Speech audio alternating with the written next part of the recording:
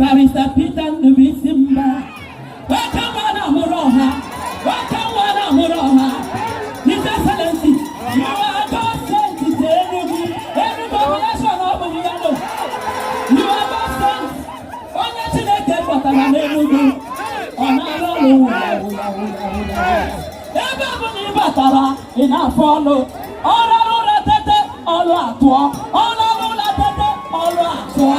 All around tete, all at war. His Excellency, Onye na smart school. Now what the need? Onye not really nagado. Mantebe la abandon.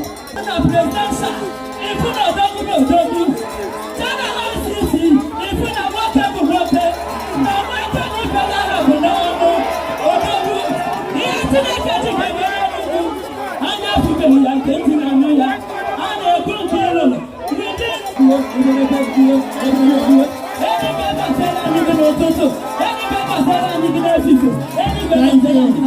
Any